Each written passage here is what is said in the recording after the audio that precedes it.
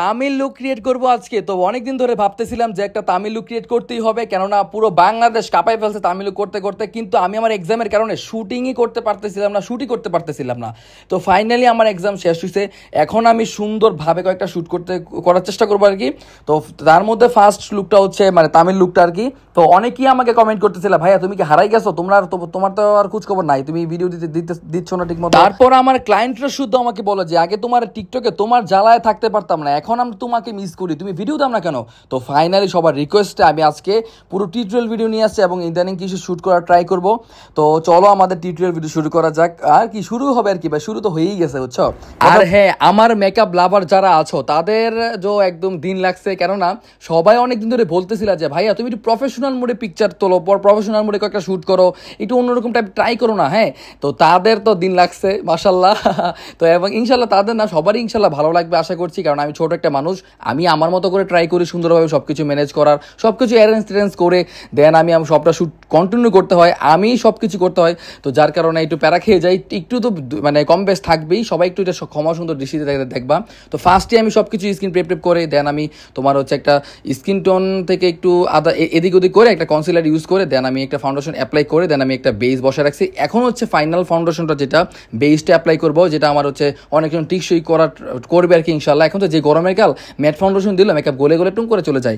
হ্যাঁ, কারণ অনেক পরিমাণের মুখ থেকে অয়েল বেরোতে থাকে, অয়েল বের হলে তো আমরা জানি আর ফেসের মেকআপ টিকে রাখা সম্ভব না। যতক্ষণ পর্যন্ত ম্যাট হয়ে থাকবে, যতক্ষণ পর্যন্ত তোমার অয়েল না বেরোবে, ততক্ষণ পর্যন্ত মেকআপ আলহামদুলিল্লাহ তোমরা একদম পুরো 2-3 দিন চালিয়ে ফেলতে পারবা এই মেকআপ দিয়ে, কোনো প্রাণ নাই। তো এখন আমি পুরো একটা স্কিন টোন মিলিয়ে একটু লাইট করতে হবে, কেননা যদি লাইট না করি না, যখন ঘামবে টামবে, যখন সময়ের সাথে সাথে না এটার প্রভাবটা আস্তে আস্তে কমতে থাকবে, বুঝতে পারছো। তো যার কারণে 1-2 শেড লাইট করতেই হয় আমাদেরকে, এবং ক্লায়েন্টরাও আমাদেরকে একদম মাথা পাগল বানায় ফেলো, তোমাদেরকেও বলতেছি একটু লাইট করতে হয়, দেন কিছুক্ষণ পরে ঠিক হয়ে যাবে। সারাদিন তো থাকতে হবে মেকআপটা, তাই না। তো এখন আমি সুন্দরভাবে আলতো হাতে মেকআপটা ব্লেন্ডিং কমপ্লিট করে ফেলতেছি। আর ভিডিওটা ফাস্ট করে দিয়েছি ভাই, সবাই আবার ভাইবো না যে আমি এটাকে তোমার অনেক জোরে চাপে করতেছি। নো, এটা একদম খুবই আলতো হাতে করার ট্রাই করতেছি আমি।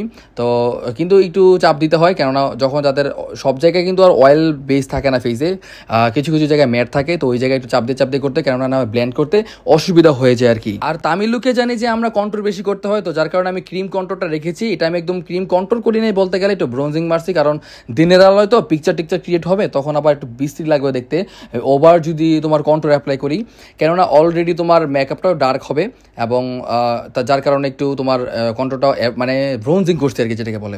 তো এখন আমি ব্লাশারটাও সুন্দরভাবে অ্যাপ্লাই করে ফেলেছি, ব্লাশারও অতিরিক্ত হবে না, অরেঞ্জ টোনের অ্যাপ্লাই করতেছি। দেখতে পারতেছো বেসটা এখানে অনেক ফর্সা লাগতেছে। আমি তোমাদেরকে বলে রাখি, আমি যখন ভিডিও ক্রিয়েট করি না, আমার ফ্ল্যাশ লাইটটা অন থাকে, যার কারণে তোমার আর বেশি ফর্সা দেখায়। হ্যাঁ, তো ফাইনাল লুক দেখলে ইনশাল্লাহ তোমার ভালো একটা অনুভূতি আসতে পারে ইনশাল্লাহ। আর এই লুকটাতে আমি আই লুক একদম গর্জিয়াস করি নাই, আই শ্যাডো ধরতে গেলে ইউজই করা হয় নাই, জাস্ট পিগমেন্ট অ্যান্ড হচ্ছে তোমার একটু ব্রাউন শেড অ্যাপ্লাই করে দেন আমি সুন্দরভাবে এটাকে মানে কমপ্লিট করে ফেলেছি। এই যে দেখো আমাদের পুরো বেইজের মেকআপ এবং ফুল টাচ আপ এতটুকু রাখার চেষ্টা করছি, কারণ সবসময় তো ওভার করি। হ্যাঁ, এবং এই লুকটা দেখার পর একজন কমেন্ট লিখছে যে তোমার সারা জীবনে যত মেকআপ করছো সবগুলো লুক তো আমি দেখছি, তার থেকে সবচেয়ে বেস্ট হচ্ছে এই লুকটা, এবং তার কাছে নাকি এই লুকটা পছন্দ হয়েছে। তো থ্যাংক ইউ সো মাচ একটা ওপিনিয়ন দেওয়ার জন্য। এবং আমাদের ড্রেস আপ সবকিছু কমপ্লিট, কিন্তু ক্যামেরাম্যান জানো আমাদের একটা শুটিংয়ের সময় কত প্যারাদায়ক একটা বিষয় আসে।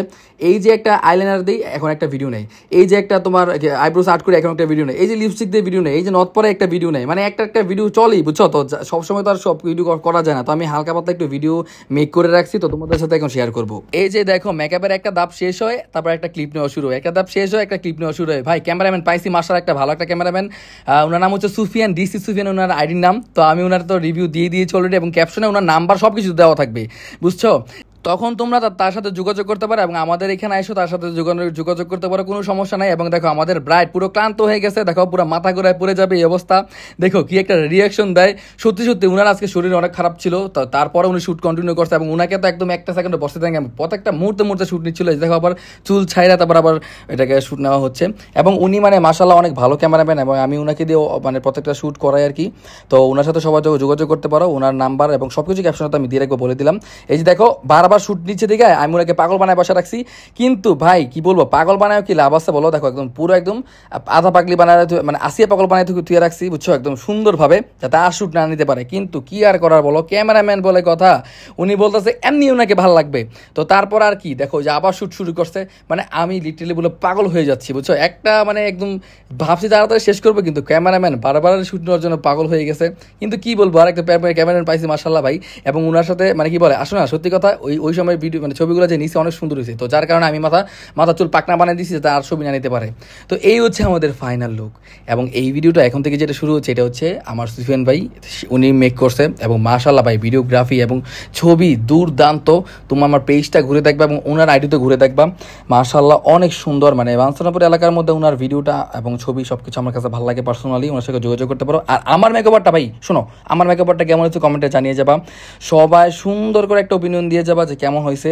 আমি আমার বেস্ট দিয়ে ট্রাই করার চেষ্টা করছি, আর নেক্সট যেই লুকটা ক্রিয়েট করবো, কি লুক ক্রিয়েট করবো কমেন্টে জানিয়ে যাবা। আর আমি ডিফারেন্ট টাইপের লুক ক্রিয়েট করার ট্রাই করবো ইনশাল্লাহ। আর আমার যারা মেকআপ লাভার আছে সবাই তো অনেক পছন্দ করছে ইনশাল্লাহ, আলহামদুলিল্লাহ, কমেন্টে জানিয়ে যাবা। আমার বেস্ট দিয়ে ট্রাই করছি, এবং হেয়ার স্টাইলটা নিয়ে অনেকে কথা বলছিলাম, বাট নেক্সট টাইম আরও ভালো করে ট্রাই করবো। থ্যাংক ইউ সো মাচ আমার ভিডিওটা এতক্ষণ দেখার জন্য, আর আমার জন্য দোয়া করবো যাতে শরীর সাথে ভালো থাকে, আরও নতুন নতুন ভিডিও যাতে তোমার সামনে নিয়ে আসতে পারি। তো আল্লাহ হাফেজ।